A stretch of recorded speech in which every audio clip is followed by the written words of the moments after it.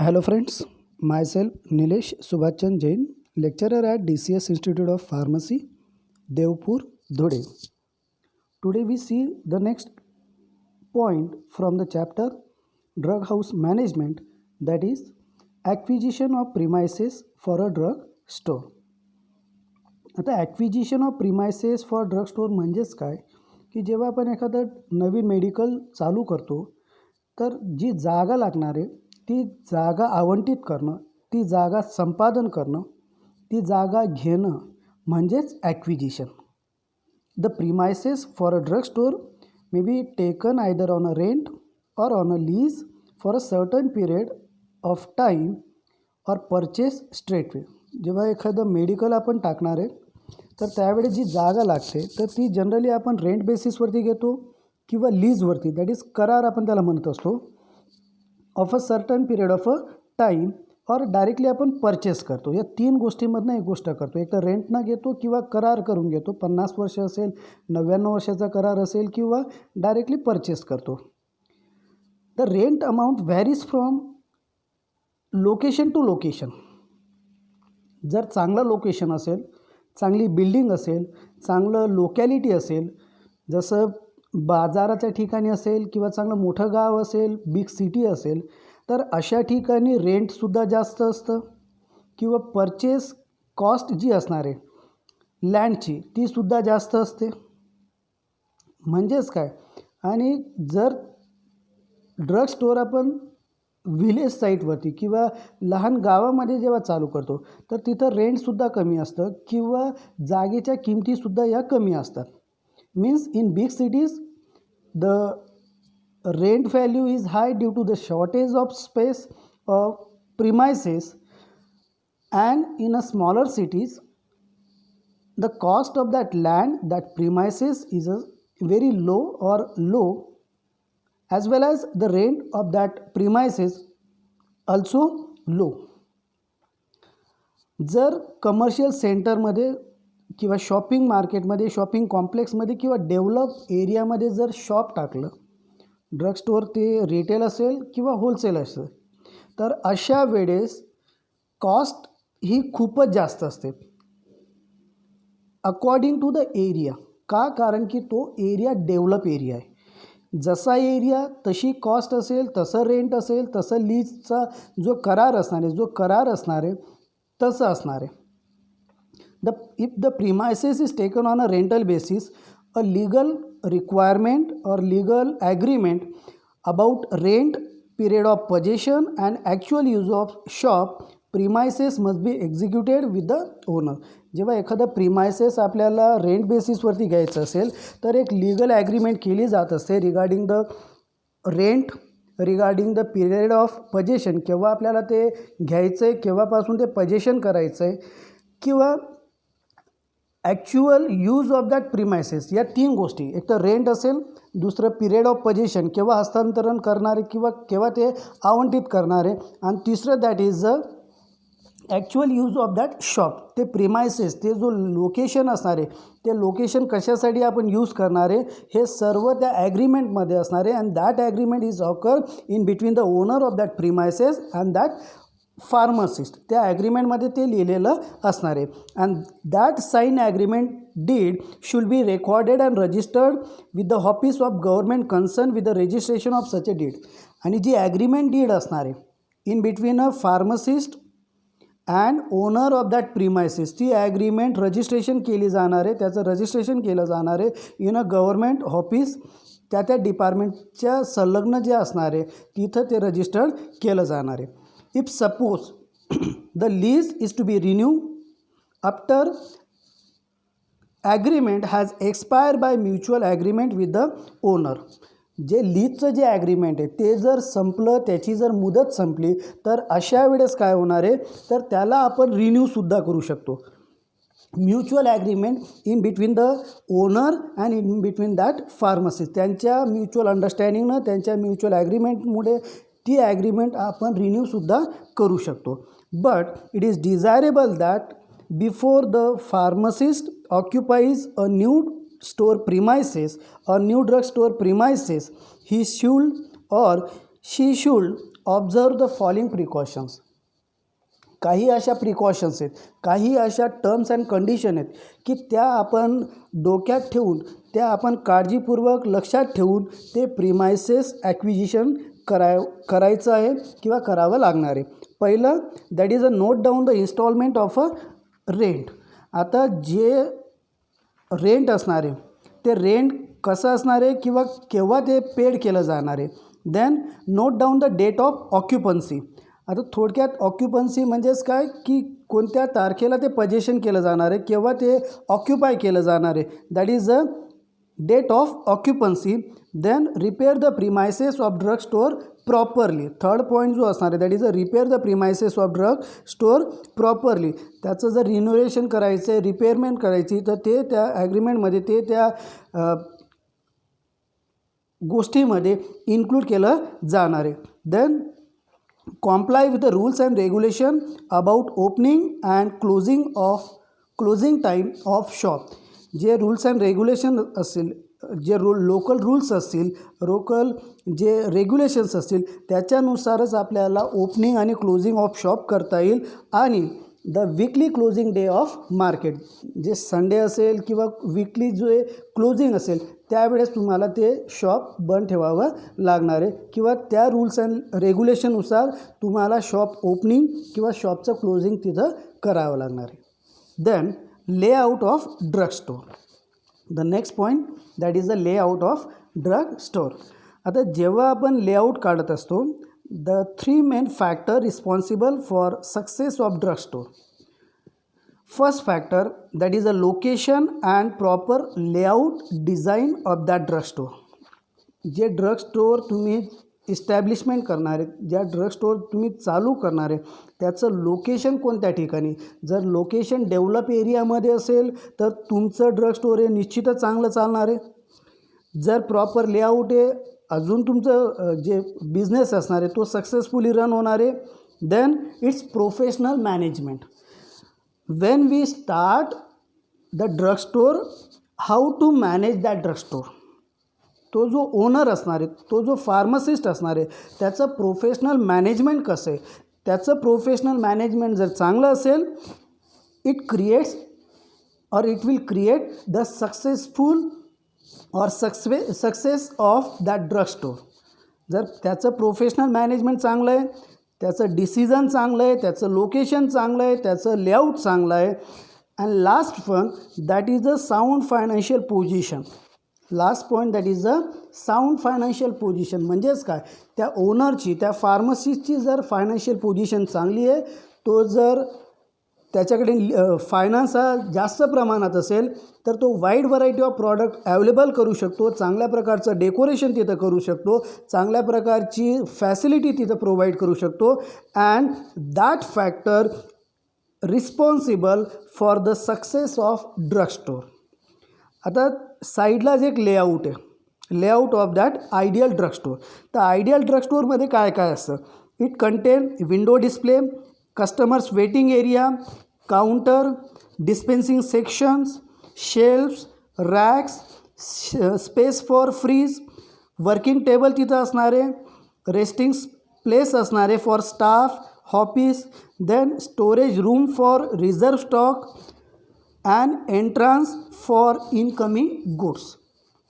Window display, customer waiting area, counter, working table, chair, entrance flap किंवा flap door for entrance, resting place असणारे for staff, तिथं लहान office असणारे, एक लहानसं स्टोरेज रूम असणारे फॉर रिझर्व स्टॉक आणि एंट्रान्स असेल फॉर इनकमिंग गुड्ससाठी. तर हे सर्व असणारे त्या आयडियल लेआउटमध्ये. आता जेव्हा आयडियल लेआउट आपण काढत असतो तर जे लोकेशन असणार आहे, दॅट लेआउट और that drug store should be located on a ground floor of the building. जे लोकेशन सिलेक्ट करणारे किंवा जनरली ड्रग स्टोअर कुठं असायला पाहिजे तर ground floor of a building. त्याच्या ज्या वॉल्स असणार आहे, त्याच्या ज्या भिंती असणार आहे, should be constructed with the cement concrete walls with a mosaic tile on a floor. तर मोझाईक टाईल का असायला पाहिजे, for the easy cleaning. Then the internal fitting should consist of racks or storage cupboards having glass doors, drawers for storing a strip, shelves and proper place for refrigerator. तर जे shelves असणारे, जे racks असणारे, जे drawers असणारे, तर त्याला proper त्या शेल्फ्समध्ये किंवा त्या ड्रावर्समध्ये आपण स्ट्रिप्स म्हणा, टॅब्लेट्स म्हणा या प्लेस करतो. जे शेल्फ्स असणारे त्याला प्रॉपर ग्लास असायला पाहिजे. And working table and chairs इथं असायला पाहिजे. एक स्मॉल स्पेस असायला पाहिजे for a refrigerator. And in that refrigerator we will place vaccine preparation, syrup preparation or antibiotic preparation are placed in a refrigerator. Then the counter of the store are made from wood having a white Sanmaika at the top. जे counter जे असणार आहे, that counter should be made up by using a wood, आणि त्याच्यावरती सनमायका असायला पाहिजे which is a white in a colour. आणि त्या फर्निचरमध्ये वर्किंग टेबल असायला पाहिजे, चेअर्स इथं असायला पाहिजे for a owner as well as for a staff as well as for a customer. Then according to the drug and cosmetic act 1945 section schedule N नुसार when we start any retail shop it require a 10 square meter area. Drug act 1945 नुसार schedule N नुसार जर तुम्हाला retail medical shop जर चालू करायचं असेल तर it require 10 square metre area. आणि होलसेलसाठी सुद्धा 10 स्क्वेअर मीटर एरिया एवढंच जागा, एवढंच प्रिमायसेस मिनिमम लागत असतं. जास्त कितीही राहू, 10 स्क्वेअर मीटरपेक्षा जर जास्त असेल तरी चालणार आहे, पण minimum area for starting the retail shop or wholesale shop according to the section Schedule N of Drug and Cosmetic Act 1945, 10 square meter area will be required. Then the premises of drugstore should be separated from the room for private use. जो premises असणारे, जे location असणारे, that location, that premises should be separated from the room, and that drugstore should be very attractive and built with a innovated construction technique. ज्या modern technique आहेत, ज्या innovative techniques आहेत, त्या टेक्निक्सनं use करून एक अट्रॅक्टिव्ह ड्रग स्टोअर तिथं तयार केलं गेलं पाहिजे. The material which is use for constructing a drug store front is normally glass, gazetted tiles or glass style and marbles which are easy to clean. त्या मेडिकल स्टोअरमध्ये किंवा त्या ड्रग स्टोअरमध्ये जे फर्निचर यूज केलं जाणार आहे ते कम्प्लिटली किंवा ते असायला पाहिजे नॉर्मल ग्लासचं किंवा ग्लास टाईल्स इथं असायला पाहिजे किंवा मार्बल्स असायला पाहिजे. तर हे का असायला पाहिजे? फॉर इझी क्लीन और easy to clean. The flooring should be smooth and washable. जी फ्लोरिंग असणार आहे, जी स्टाईल असणार आहे, ती टाईल कम्प्लिटली स्मूथ असायला पाहिजे अँड वॉशेबल असायला पाहिजे. The walls should be plastered or tiled or oil painted so as to maintain a smooth, durable and washable surface. ज्या walls असणार आहेत, that walls are completely smooth, that walls are completely plastered or tiled or oil painted, because for cleaning purpose as well as smooth and durable पर्पजसाठी किंवा easy washable पर्पजसाठी त्या एक plain surface त्या वॉल्सचा असायला पाहिजे. In that drug store adequate lighting should be provided. एक proper adequate lighting तिथं असायला पाहिजे.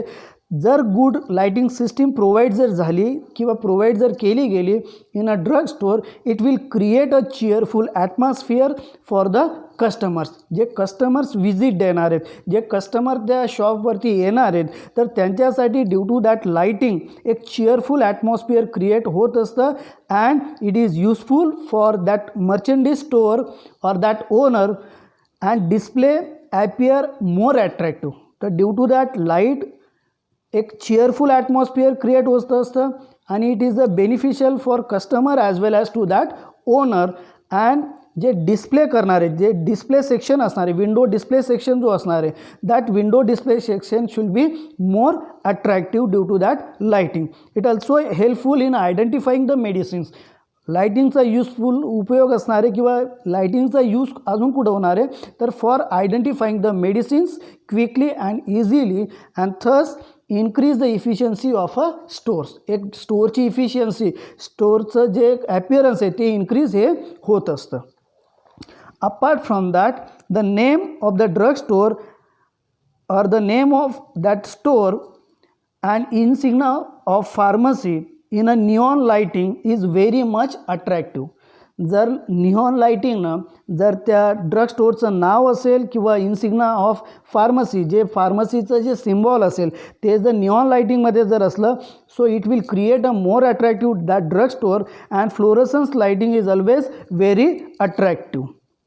The illumination should be steady and without glare and should not put any strain on a eyes. जे इल्युमिनेशन असणारे, जे ॲपिअरन्स असणारे त्या ड्रग स्टोअरचं ते स्टेडी असायला पाहिजे, without any glare and should not put any strain on the eyes. ते कुठल्याही प्रकारचं स्ट्रेन, कुठल्याही प्रकारचं स्ट्रेस त्या आईजवरती यायला नको. Then objectives of layout. लेआउटचं ऑब्जेक्टिव्ज काय, चांगलं लेआउट कशासाठी किंवा का म्हणून आपण चांगलं लेआउट काढावं, त्याच्या मागचा उद्देश काय, तर first aim, first objective of that layout that is to attract large number of customer. जर तुमचं लेआउट जर चांगलं असेल, it creates or it attracts the large number of customers. Second, to increase the sale of goods. जसं जेवढे customer attract होतील, indirectly it increases the sale of goods. Then to reduces selling expenses. जे selling expenses असणारे तर ते selling एक्सपेन्सेससुद्धा कमी लागणार आहे. का, कारण की तुमचं लेआउट चांगलं आहे. जर तुमचं लेआउट जर चांगलं असेल तर ऑटोमॅटिकली कस्टमर्स अट्रॅक्ट होतील, automatically increase in a sale occur होणार आहे, without any ad, without any publicity. That's why the selling expenses get reduces. Then to provide a customer satisfaction. जेव्हा कस्टमर तुमच्या शॉपला व्हिजिट देत असतो, तुमचं लेआउट जर चांगलं असेल, दॅट कस्टमर गेट सॅटिस्फाईड. तिथं व्हरायटी ऑफ गुड्स भेटत आहेत, नंबर ऑफ फॅसिलिटीज तिथं भेटत आहे, appearance of that drug store हे सुद्धा चांगलं आहे, म्हणून that customer get happier, that customer get satisfied. Then due to that layout the professional image of that owner get created in the society, as well as to improve the general image of that owner, of that pharmacist in a society is occur. Then to minimize the movement of customer within a drug store. जी कस्टमरची movement असणार आहे within that drug store ही सुद्धा कमी होत असते जर प्रॉपर लेआउट त्या ड्रग स्टोअरचं असेल तर. Then to provide a surveillance or supervision for that owner. जो ओनर असणार आहे त्या ओनरचं प्रॉपर सर्विलन्स हे केव्हा राहणार आहे किंवा प्रॉपर सुपरविजन त्या पूर्ण मेडिकल शॉपमध्ये केव्हा राहणार आहे, जेव्हा layout of that drug store is correct or layout of that drug store is the ideal. In that case, the proper surveillance or good surveillance within that drug store is occur by that owner. Then to have a space for reserve stock, hobbies and resting space for staff. जे ideal layout असणार आहे, the objective behind that layout, that is in that layout space for reserve stock. जो incoming stock येणार आहे, जो बाहेरून येणारा stock असेल त्याला रिझर्व करण्यासाठी एक प्रॉपरली स्पेस असायला पाहिजे, प्रॉपर ऑफिस असायला पाहिजे, for entry purpose, for calculations purpose तिथं एक स्मॉल ऑफिस असायला पाहिजे, and a resting space for a staff. After lunch म्हणा और after that business or after that activity, if suppose that staff get tired or after lunch, एक space असावी, एक जागा असावी for a resting purpose for that staff. Then to have a proper entrance for incoming staff किंवा incoming goods. जे stock असणारे किंवा जे गुड्स येणार आहेत बाहेरून, तर त्या गुड्सला इन्कम करण्यासाठी किंवा त्या गुड्सला शॉपमध्ये आणण्यासाठी एक प्रॉपर एंट्रन्स तिथं असायला पाहिजे. Then to have best utilization of available space. Proper लेआउटमुळे काय होणार किंवा objective of that proper layout, तर best utilization of that space, best utilization of that premises is occurred due to that ideal layout. And last one, that is to provide protection to the medicines from damage and to maintain their potency. So due to the proper layout, potency of medicine get maintained, as well as the damage of medicine get prevented. Why? Because तिथं एक proper space आहे for placing the goods, proper storage condition आहे for placing the goods, that is a refrigerator. शेल्फ्समध्ये म्हणा किंवा ड्रावर्समध्ये म्हणा किंवा drawers shelves तिथं असतील तिथं आपण मेडिसिन प्लेस करू शकतो. रेफ्रिजरेटरमध्ये तुम्ही जे शेड्यूल किंवा इंजेक्टेबल प्रिपरेशन असेल किंवा वॅक्सिन्स प्रिपरेशन असेल, सिरा प्रिपरेशन असेल, ते आपण स्टोअर करू शकतो फ्रीजमध्ये. मीन्स काय की to provide the protection to medicine from damage और स्पॉइलेज और deterioration and maintain their potency. Okay, thank you.